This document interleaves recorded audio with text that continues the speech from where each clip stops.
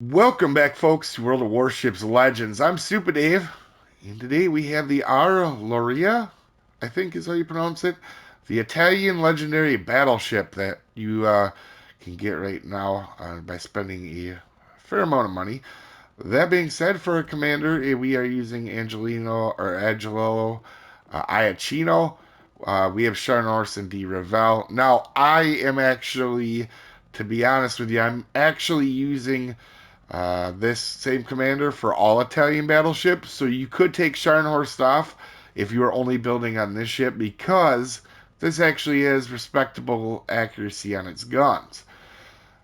So that being said, you could boost your reload some or whatever you choose to go on that route. Very flexible. This is a solid ship, okay? Flammable cannoneer, gyrating drill bits, and remember, we're using gyrating drill bits too. Remember that we're losing speed here. Marksmanship and reaching out XXL, which honestly you do not need. Now, the Iachina does not have fight fire with fire, so we are using Testudo. So uh, let's go over here now. Look at our upgrades. We're using aiming systems mod 1, propulsion mod 2, especially with this ship because you're going to want to be tanky. So being able to start and stop is going to be a very nice thing to have.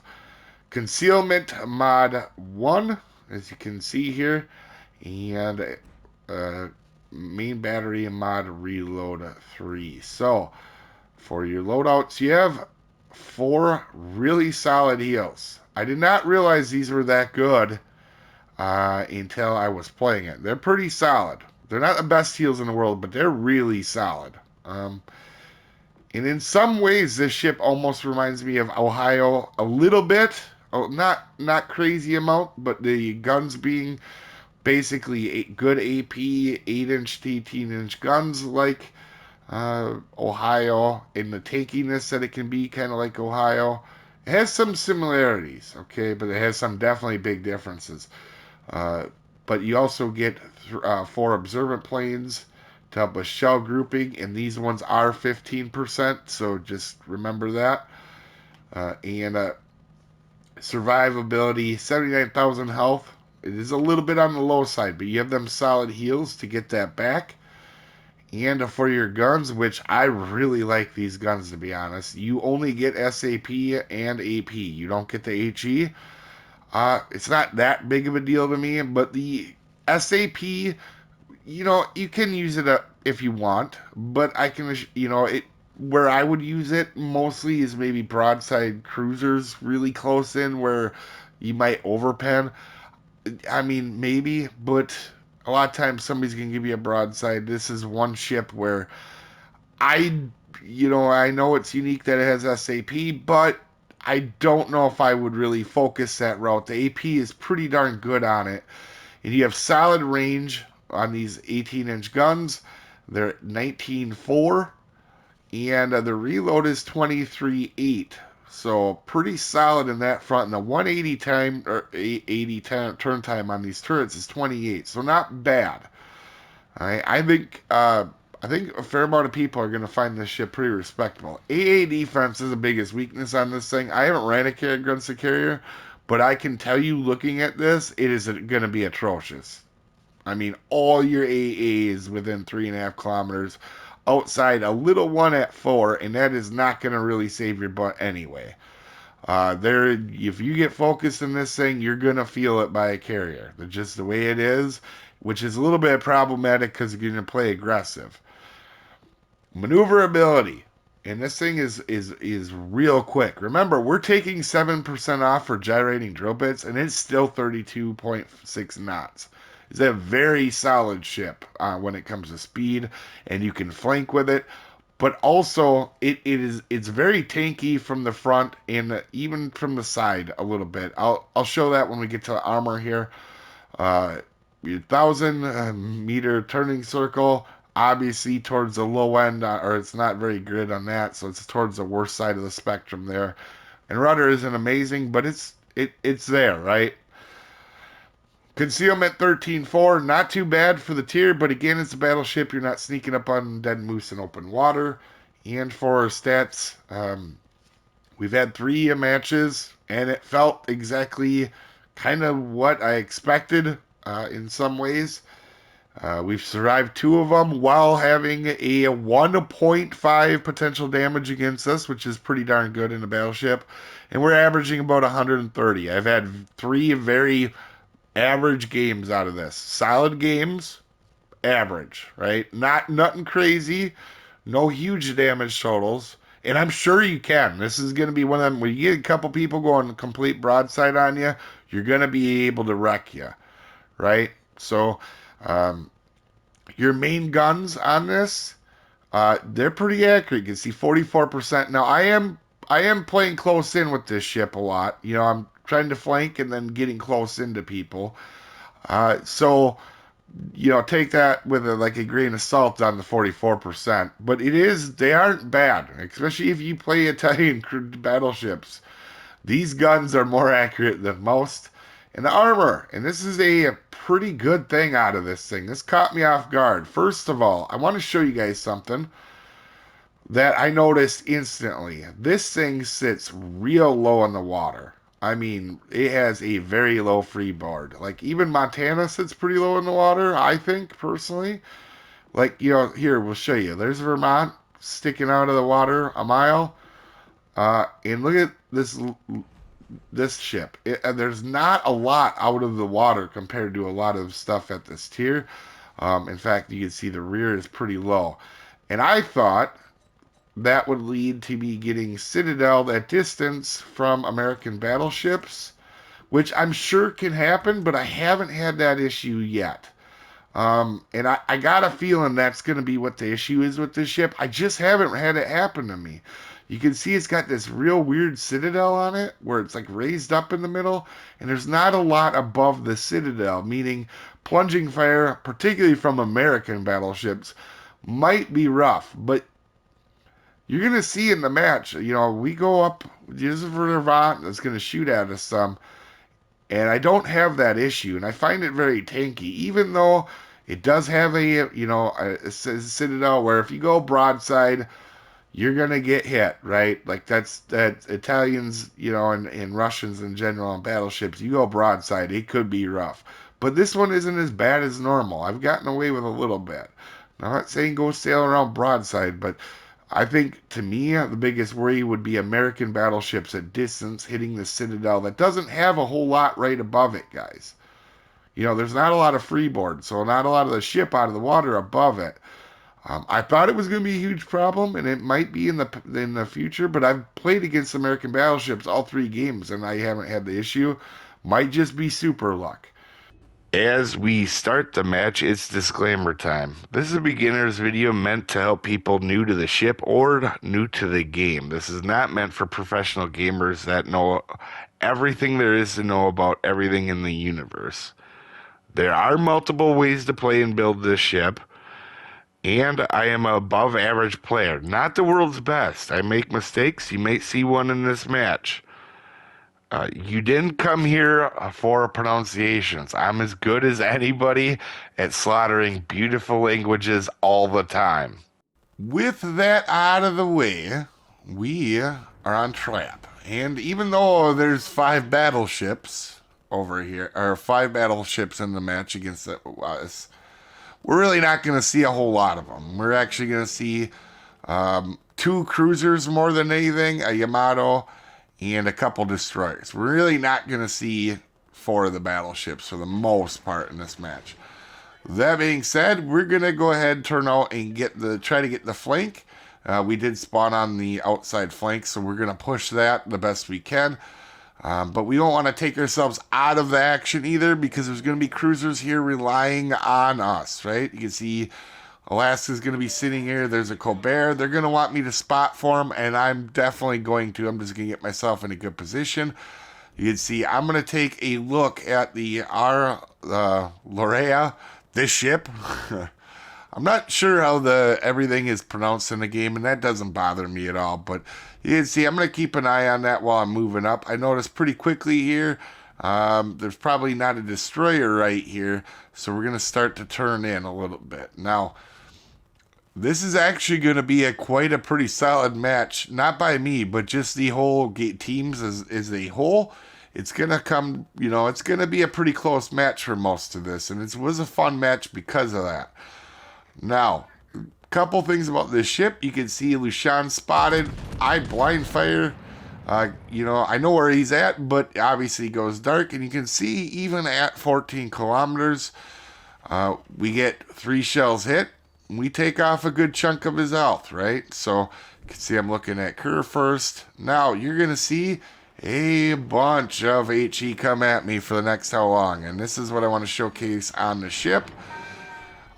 Like a lot of the Italian battleships, it's real tanky. Obviously, HE is not always good for any battleship. And there is Yamato here. Now, I was trying to get a lucky shot on through the bow. I thought he was stopping more than what he was. But, I mean, we still did get a decent result, 15,000. And these cruisers, there's a Worcester here and a Colbert. I don't see the Colbert right away. Now, my assumption is Worcester's going to go ahead and back up. And we go ahead and take our shot. And you know what? All things considered is we go ahead and get 3 full pins, 3 overpins in the Citadel. All things considered, 25 grand, or 25,000 off of Worcester.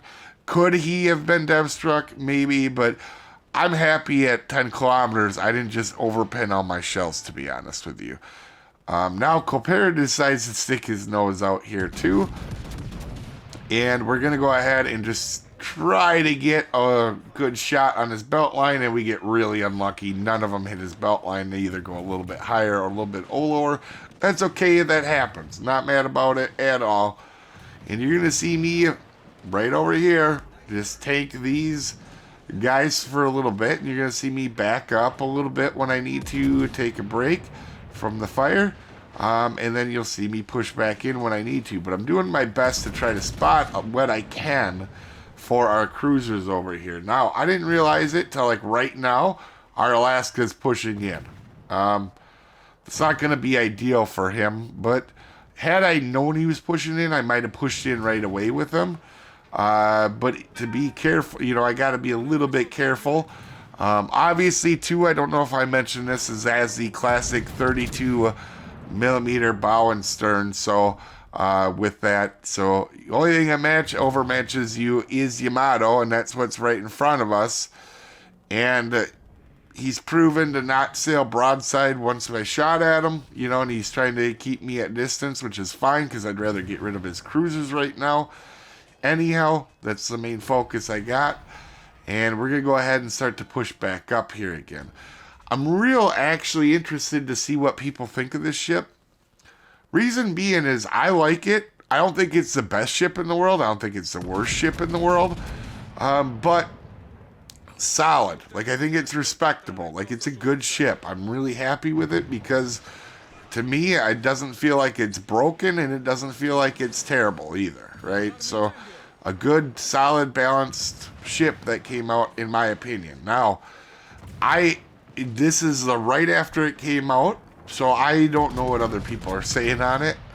And you can see I switched to SAP. I was trying it out, and the SAP is okay, but it's not super amazing either. Okay, it's a little bit lackluster. I wouldn't use it very often. It's very situational. Yeah, maybe if you're worried about completely overpenning cruiser, you switch to it.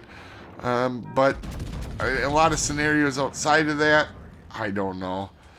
I don't think I would use it that much. That was, obviously, I could have had maybe a couple better games with it, just, maybe 20, 30,000 more if I had switched to AP or stayed on AP, but I kept wanting to try the SAP. So this was a decent game. Now, all of a sudden, Vermont's sitting out there. He's not broadside to us by any stretch of the means. And we're going to go ahead and try to sneak up a little bit before taking our shot. And we see he's starting to back up. We're not going to aim at the belt line because he is angled to us, but we could chunk him on the superstructure. And that's in fact what we do. We get a pretty solid chunk out of him. And we're going to go ahead and push up a little bit because there is only one Wooster, or there's only a Wooster in a Yamato over here now. So in the meantime, I'm going to try to get crossfires and just keep continuing to tank the enemy team. Now, you can see I've had 1.5 million potential damage against me, meaning people have tried to kill me. This match was no different. Obviously, as you can see, we were fire spammed quite a bit in this one against us with a Colbert and a Wooster. But not the end of the world. So we're going to move up, try to get some spotting for, I believe it's a Colbert behind me. And we're just going to keep doing that. Kind of wish I had switched to AP because I probably could have got rid of Wooster when he was running away a little bit there with a Lucky Citadel, because the AP at 6,500 or 16,000 a shell is pretty good. Like, honestly, I even debated about putting Arthas on it and running a plane because it'd be pretty solid, but I was a little bit worried about overpins. And to be fair, as you can see, I overpinned 4 shells on Vermont. That is a concern. You know, you have big guns, and you gotta be careful of overpinning stuff in this ship. Outside of that, it's really quick. You can get a flank if you need to. It's real tanky from the front. You can see, you know, we could stop pretty quick with it. You know, make Vermont miss us with a lot of shells. And surprisingly, when I seen this ship, I didn't think it was going to be as tanky is what it is, but it 100% is. And you can see we've had some pretty decent heals, and because that we were getting fire spam, most of our damage that we've taken, we've been able to heal back, okay? And I'm trying to get a little bit closer to Wooster here to catch him off guard. And you're going to see we're going to flip our guns to the other side now, or start to work on it. And I'm kind of waiting for Wooster to show his face while we try to capture the base. You're going to see he does pop out. I actually thought he was going to not pop out at that exact moment. I thought he was going to continue keeping hidden. And the reason I want to get Wooster gone right now, and you can see I'm kind of focusing on him. We have a destroyer here, and I want to protect him. And like, sure, I could get more damage only by shooting battleships or trying to get rid of battleships.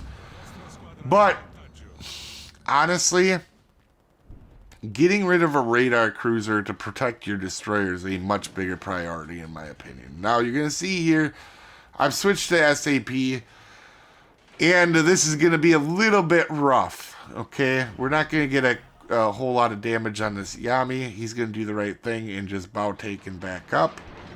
And you're going to see here, we're going to take some shots at him, and the SAP is going to be a little bit underwhelming. And this is what I felt the whole time, and I probably would have been better off just shooting AP. That way, if he had made a mistake, I could have really taken the best of my ability on it. But like I said, guys, let me know what you guys think of this ship. Having played it a few matches, it felt really consistent. I didn't have any major issues. The game felt very similar. And I don't think it's necessarily overpowered or underpowered. I think it's a solid ship. That's what I think. I'm really curious to see what other people are going to say about that. Normally, I don't really get too curious on other ships. But on this one in particular, I feel like I maybe am missing something, because most of wargaming ships have been broken lately. Like, they bring out something that's either not good or just really powerful, overpowered. And this time I feel like they did a good job on this ship. That's just my opinion. And we're going to go ahead and finish off Yami. But he gets a shot, and if you notice, I was doing the warship wiggle where I was kind of bringing my back turrets out, and he catches me. As he should, because I wasn't being as careful with angling. But it happens. It was a pretty good shot by him, but we end up finishing him off. We chase the destroyer across the map here at the end. You do have to be careful, but it's a very skinny ship, so it's easy to dodge torpedoes in this thing. That's the one thing I didn't showcase in this match, is in another match, I dodged torpedoes quite a bit. Now, you can see we did take out, or help, or we did take out a big chunk of the other destroyer's health. And we're going to have this destroyer here pop his out right at the end like a destroyer would normally do. And we're going to take some shots at him, at Lucian here. And we're going to go ahead and help finish off this guy. Now I had SAP loaded, and still the better shell type because you get more damage off of... you have more... The SAP has more damage, so when you overpin, you know what I mean, you're still going to get a respectable amount of damage off of it. But that being said, SAP a little underwhelming, but the ship as a whole, AP is very good, and I would recommend using it quite a bit, as we also get a Dreadnought, help our team win quite a bit. And anyway, you guys have a wonderful day. I'll see you next time, folks. Have a good one.